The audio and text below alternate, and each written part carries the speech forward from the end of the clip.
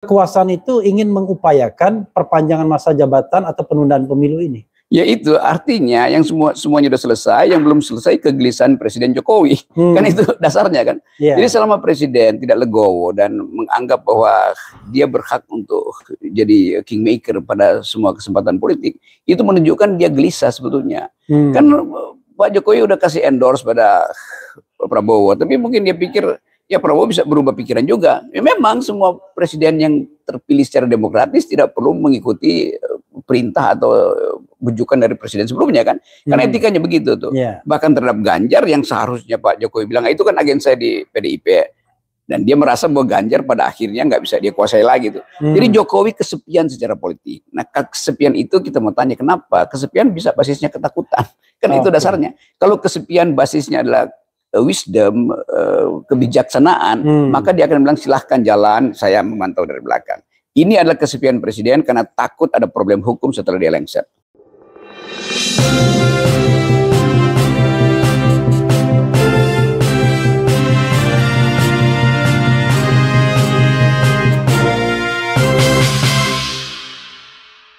Sekarang sama Rocky Gerung ya, kita bicara mengenai hal yang gawat di Republik ini. Kita bicara tentang demokrasi yang dibajak nomokrasi. Wah, demokrasi harus nomokrasi. Waduh. Tapi jadinya juristokrasi jangan-jangan. Atau jangan-jangan juristokrasi pun tidak. Jangan-jangan MK representasi dan kepanjangan. MK-tokrasi. Kekuasaan MK yang senang-senang. Ya, ada dua isu, Bang Rok, yang saya tanyakan juga ke Gatot Nurmantio tadi.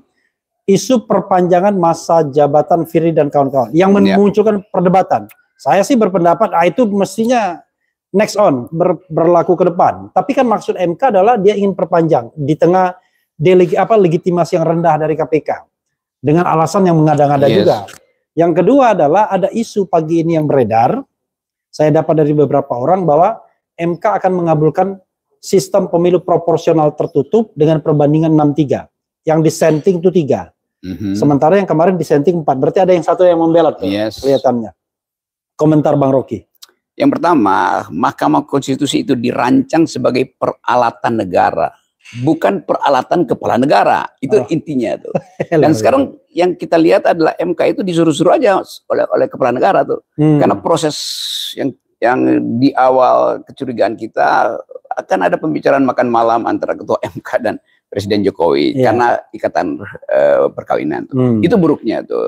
Dan kita ingin ingatkan bahwa MK jangan sampai di akhir masa jabatannya itu dinilai atau diingat sebagai perusak demokrasi itu. Itu yang sedang kita bahas sebetulnya di masyarakat sipil. Fungsi MK ini betul-betul menghina akal sehat kita tuh.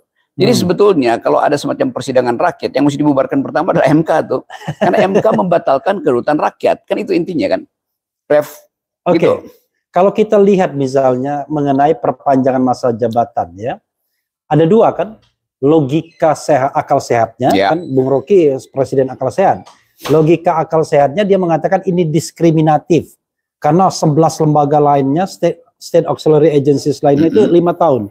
Tapi at the same time MK ketika dikasih gratifikasi 15 tahun dia tidak menolak dan berlaku saat itu juga. Nah yang kedua adalah kalau terkait dengan sistem pemilu ini, apa urusan MK menentukan sistem pemilu yang cocok atau yang konstitusional? Bukankah itu sifatnya dinamik gitu? Jadi pertama, MK lupa bahwa dia udah mengambil keuntungan dari posisi dia sendiri untuk diistimewakan. Nah, sekarang dia mau membatalkan keistimewaan itu, berarti berlaku juga pada dia kan. Jadi mesti dievaluasi. Dan saya dengar DPR lagi berupaya juga untuk membatalkan atau memakai logika Mahkamah Konstitusi untuk memastikan bahwa Mahkamah Konstitusi ikuti aja lembaga-lembaga yang lain yang sedang dia bela hari ini kan, yaitu 5 tahun tuh. Ini akan jadi lucu-lucuan di dalam demokrasi. Ini disebabkan satu faktor, yaitu keinginan politik presiden untuk mengendalikan KPK.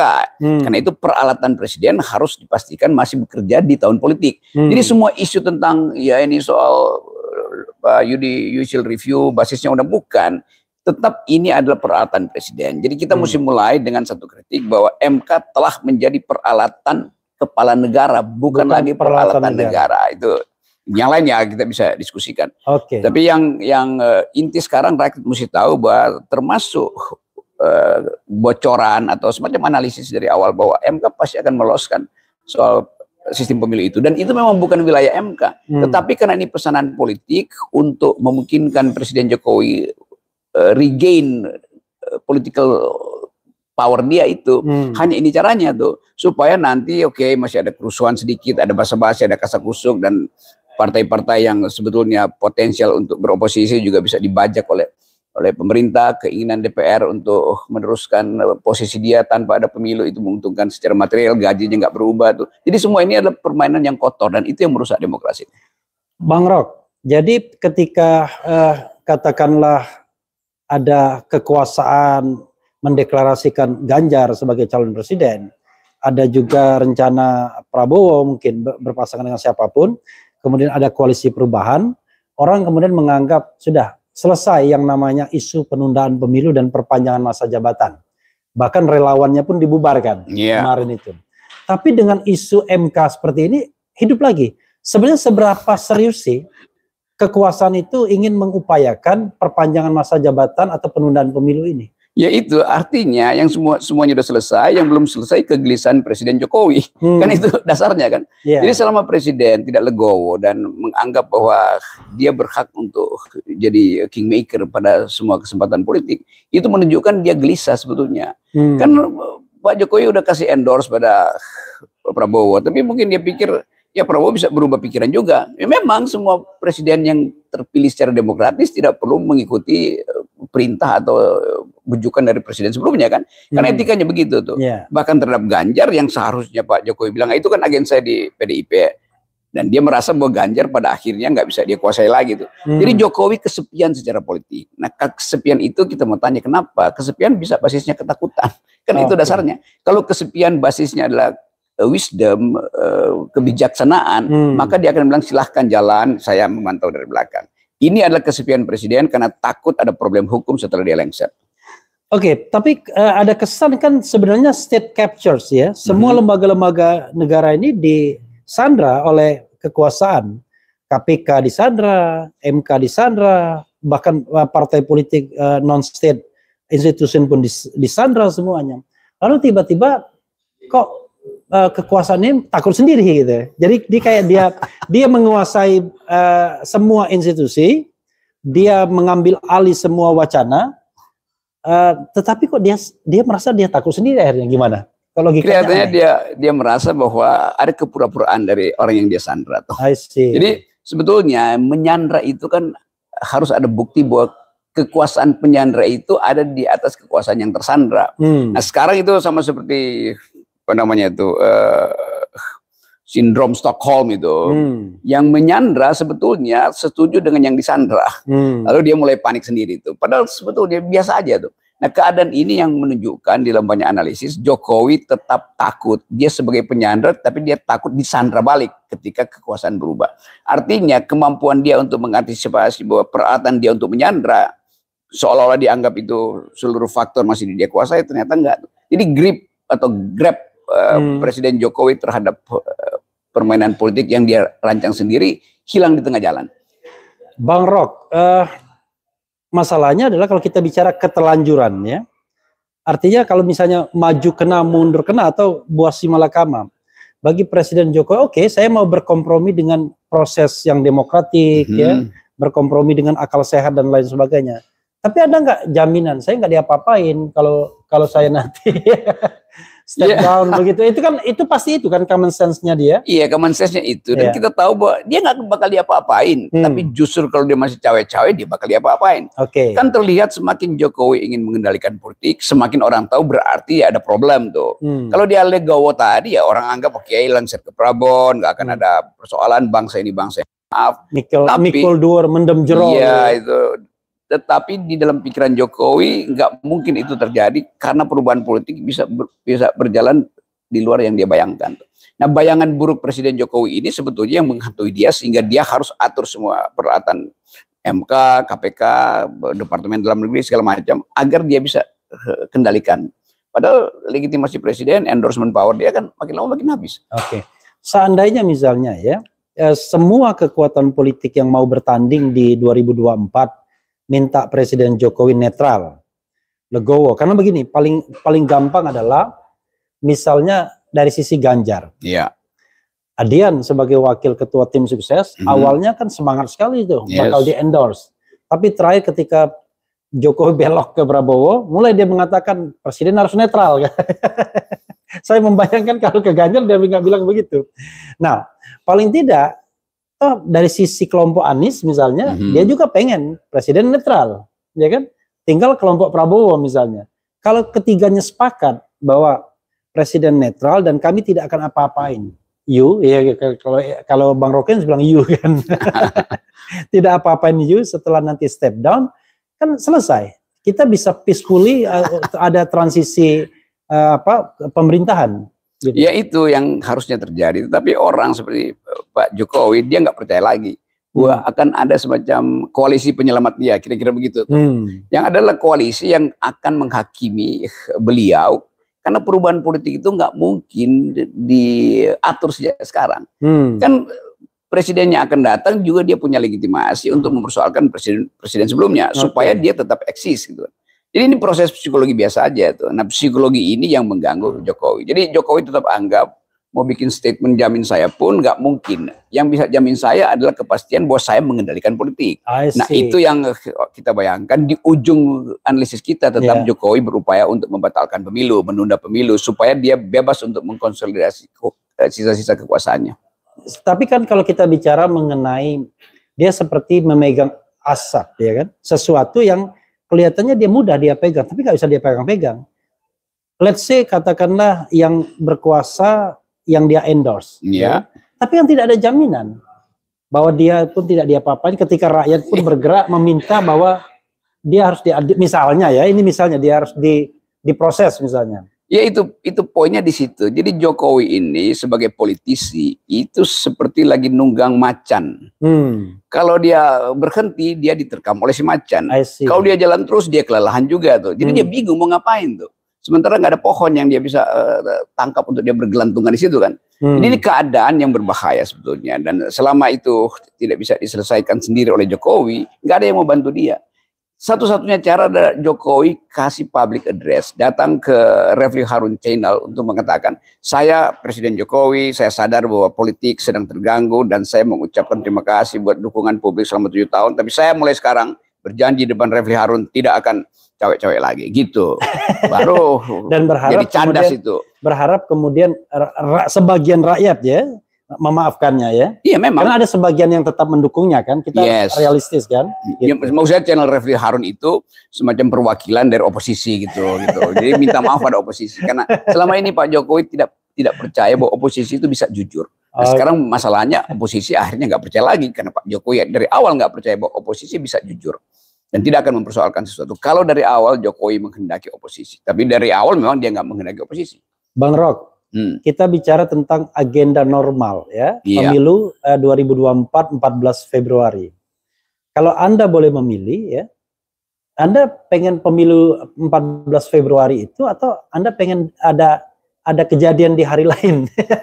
Kita negeri ini membutuhkan radical break. Jadi mestinya ada kejadian-kejadian awal dulu. Kan kita mesti selesaikan bisul-bisul ini sebelum kita masuk ke 14 Februari yang adalah hari kasih sayang. Jadi untuk kasih sayang itu ya Anda selesaikan dulu masa lalu Anda. Ya, itu pentingnya tuh. Jadi udah tuh soal-soal yang menjadi kecemasan Jokowi, dia sendiri yang mesti menyelesaikan itu. Karena dia yang mulai sebetulnya kekacauan ini. Mulai dari saya Refli Harun pergi ke Mahkamah Konstitusi minta threshold 0%, nggak diizinkan. Sekarang kasusnya berbalik, bahwa gara-gara threshold 20%, kesulitanlah Jokowi untuk mengendalikan satu orang. Kesulitanlah Jokowi untuk memprediksikan bahwa akan ada penjamin dia di masa depan. Sekarang kalau seandainya dia melakukan breakthrough, dan itu gampang sekali, dia konsolidasikan kekuatan dan dia keluarkan perpu menghapuskan threshold 20% kan bisa. Iya, tapi kondisi rakyat itu akan ngamuk. Kenapa? Keadaan sekarang orang menginginkan perubahan cepat-cepat itu karena udah bosen dengan wacana-wacana penundaan itu kan. Jadi momentumnya udah hilang tuh. Memang secara konstitusional bisa ada perpu, tapi itu akan membakar rumput kering. Tapi kalau perpu 0% threshold. Oh, ini 0% ini. Iya, perpu 0% threshold Kan sebenarnya kan nggak ada masalah orang pendaftaran baru bulan Oktober. Justru itu yang kita minta, masih ada kesempatan. Kalau di Perpu 0%, sehingga bahkan calon independen mestinya dikeluarkan sebagai Perpu kan. Perpu bahwa pemilu 0% dan mesti ada calon independen tuh. Supaya orang tidak beli kucing dalam karung. Dan akhirnya kemarahan itu bisa terkanalisasi semua dalam sebuah kompetisi ya. Saya baca beberapa survei bahwa swing voters terutama dari anak muda itu tinggi sekali, 27% menuju 30%. Ini memerlukan pemimpin alternatif artinya tuh. Jadi calon-calon ini oke, karena calon-calon ini dipilih oleh lembaga survei sebetulnya kan. 3 calon ini kan hasil lembaga survei itu, elektabilitasnya. Tetapi di dalam kita ingin ada era baru, Jokowi bikin breakthrough atau radical break 0%. Dan saya menginginkan ada calon alternatif. Maka dimungkinkan lagi untuk kocok ulang calon-calon ini. Kan begitu. Oke, paling tidak kalau kita misalnya independen itu belum bisa dikabulkan, misalnya karena ada presiden putusan MK, minimal 17 slot yang ada sekarang ini. Oh, itu lebih enak buat kocok ulang. Ya kan? More than enough buat 17 slot. Dan saya kira Rocky Gerung bisa nyalon sih, ya kan? Iya, kalau saya nyalon itu sekarang aja saya mulai kampanye tuh di. Enggak, justru ada satu isu lagi Bang Rok yang ingin saya singgung adalah soal mahalnya pemilu. Ya. Iya. Kemarin orang bilang sudah mengkalkulasi kalau nggak ada berapa triliun nggak mungkin lah. Ya 3 triliun, 5 triliun. Mungkin bagi sebagian kelompok masyarakat kita dengan rasio gini yang nggak karu-karuan ini, 3 triliun enteng. Bahkan bisa keluarkan duit pribadi itu 3 triliun itu. Artinya oligarki bisa membiayai calon-calon itu. Tetapi di sisi lain kan kok mahal sekali politik kita. Padahal ini era teknologi. Saya membayangkan kan kayak di Refli Harun Channel ini kita nggak perlu ngapa-ngapain. Coba modal kuota kita bisa menyiarkan akal sehat ke seluruh penjuru dunia. Ngapain kampanye datang-datang ke tempat-tempat bagi-bagi amplop dan lain sebagainya begitu. Kalau kepercayaan publik ada, kampanye ini pasti yang sangat murah. Bahkan saya bayangkan KPU nggak perlu pesen kotak suara. Sewa aja atau sebarin kantong kresek aja tuh. Karena rakyat percaya suara yang ditaruh di kantong kresek itu dianggap sebagai kejujuran. Jadi ini adalah perubahan paradigma bernegara dengan mengandalkan kepercayaan publik kan. Nah, selama kepercayaan publik nggak ada itu mau dibilang jujur pun orang anggap oh ya itu artinya ada manipulasi, maka MK akan kebanjiran lagi protes. Jadi kita membayangkan 4 bulan ke depan KPU misalnya bilang begini, oke, kami mulai melakukan pendidikan politik, maka rakyat mulai percaya bahwa KPU tidak lagi menjadi anteknya anteknya dalam negeri lah, anteknya istana tuh. Lalu Presiden Jokowi lakukan semacam pidato mingguan untuk memberi sinyal bahwa dia tidak ragu dengan proses demokrasi. Dia bahkan tidak cemas dengan masa depan dia. Ini cuma perlu 3-4 kali pidato. Lalu rakyat merasa oke, aman. Nah dari segi itu ada semacam etik baru bahwa public discourse akan dituntun tanpa ada pengendalian politik. Ini cuma keinginan seorang pemimpin untuk memberi contoh aja. Dan tapi itu mudah. Radikal. Mudah sekali karena rakyat Indonesia selalu tunggu hal yang baik tuh. Nah, kalau itu justru yang dicemaskan Jokowi, maka rakyat anggap berarti Anda punya sedang berbuat jahat kan. Dan orang yang cemas itu atau dia betul-betul ingin bunuh diri atau dia ingin menyelamatkan diri. Dan akhirnya kalau seandainya ada public trust seperti itu setelah pidato 3-4 kali itu, pemilu atau pilpres jadi murah kan? Jadi sangat murah itu. Murah. Jadi kita bisa hemat banyak hal. Hanya dengan pidato kecil Jokowi bahwa dia minta maaf terhadap. Jadi nggak perlu sampai ratusan triliun untuk menyelenggarakan pemilu itu. Kampanye pun cukup di RH Channel. Iya, itu cukup dengan kuota 200.000. Iya, oke. Bang Rok, sebelum berakhir ya, kita bacakan beberapa komentar Sobat Era karena ini live ya. Banyak betul. Iya, jadi kita acak aja ya. Iya. Selamat menempuh kehidupan rumah tangga, Bung Rocky. Ini barusan. Selamat pagi Bang Ehra dan Ustadz rumah tangga orang. Ustadz RG siap mendengar pencerahan Ustadz ya. Kemudian saya membahas tema dari luar tema lalu masuk ke tema agar kalian tambah pahaman. Enggak jelas. Good. Sudah saatnya mungkin rakyat membubarkan MK. Ya, ini kita pendapat, aspirasi kita hargai saja ya. Bung RG ganteng banget, berwibawa, lebih berkarisma daripada presiden. ini pecah belah ini, tidak boleh nih politik pecah belah ini ya. Bung Era dan Bung RG adalah tokoh-tokoh bangsa yang layak membantu Pak Anies Baswedan di kabinet yang akan memperbaiki dan menyelamatkan Indonesia dari kerusakan yang dibuat oleh rezim boneka oligarki. Bagus, proposalnya bagus ya, itu. ini pasti pendukung Anies ini kayaknya. Salam akal sehat Bang Refli. Oke, bukan Rapli, Refli ya. Masya Allah, tabarakallah. Bung Rocky ganteng banget. Saya tersinggung ini, nggak ada yang bilang saya ganteng. Ntar saya subsidi itu. Om Rocky lagi kalem ya. Bayangkan, ngomong tadi kalem dianggap ya kan? Luar biasa. MK telah kehilangan rohnya, dia berjalan di luar batas garis independensi. Mereka ketuk palu di ruang hampa. Keren ini ya? Iya, itu rakyat bisa menemukan tuh apa yang disembunyikan MK. Iya. Bung Era dan Bung Eri adalah tokoh. Oke, sudah ya. Bang Rocky jadi menteri, Gatot Nurmantio dan Anies. Apa maksudnya? Kalau misalnya jadi menteri ya, menteri apa Bung Rocky mau? Menteri Percepatan Perubahan Politik. Jadi Menteri Percepatan Perubahan Politik agar kita mengenal dan lebih akrab dengan etika politik ya. Ya, itu yang selalu kita inginkan. Jadi kita hidup dalam republik yang tanpa etika publik. Itu bahaya. Iya, saya gini, tiba-tiba kalau bicara etika ya, kita stop dulu pembacaan, tiba-tiba saya miris sekali. Coba bayangkan, ada hakim MK ya, baru dilantik, baru terpilih, itu pun dengan menggusur temannya sendiri. Ya kan, tiba-tiba DPR tiba masa tiba akal digusur itu yang namanya satu hakim MK dan digantikan dengan yang orang dalam sendiri. Tapi orang dalam ini sudah mengubah putusan dan ditemukan bahwa dia melanggar kode etik, tapi kok nggak mundur gitu ya? Iya, karena dia juga merasa bahwa yang dia lakukan itu secara moral lebih rendah dari hal-hal lain yang dilakukan Pak Jokowi kan. I see. Jadi etik itu kan nggak bisa ditukar tambah tuh, bahwa itu salah ya salah, nggak perlu lagi ada semacam ini salah kecil itu. Jadi bangsa ini tidak dididik untuk pergi pada prinsip-prinsip awal pembentukan negeri ini, yaitu republik. Republik itu semua urusan publik itu dibuka, bukan disembunyikan dalam kasak kusuk, termasuk kasak kusuk koalisi itu. Termasuk juga memperkecil sebuah pelanggaran etik seolah-olah ini kecil. Iya, itu sering dianggap pelanggaran etik itu sama dengan pelanggaran kode etik. Kalau kode etik itu bisa dibikin 1, 2, 3, 4, 5 terus. Sehingga kalau 7 yang baik, 3 yang melanggar masih bisa dimaafkan. Enggak, etika itu final tuh. Atau Anda busuk atau Anda bersih. Iya, kan itu. Anda merasa malu enggak? Merasa bersalah enggak? Orang dinyatakan bersalah tapi enggak mau mundur gitu ya. Padahal kalau di luar negeri sebelum diadili etik, sidang etik dia mundur dulu. Yes, jadi gitu. Kita justru mesti belajar dari pemimpin luar negeri. Padahal kita dianggap sebagai orang timur yang rosonya itu mendahului rasanya tuh.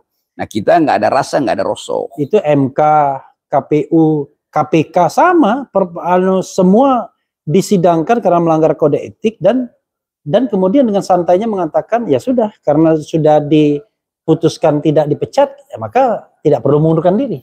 Itu namanya moral call-nya nggak bekerja itu. Hyper etiknya hilang karena ya tukar tambah arogansi atau sebetulnya intinya adalah arogansi kekuasaan aja. Padahal jabatan yang diemban itu adalah jabatan publik yang sangat membutuhkan etika. Sedikit pun terlukai atau tercederai, maka Anda akan kehilangan legitimasi kan? Betul, memang terjadi kan? Itu dasar dari etik begitu. Tuh.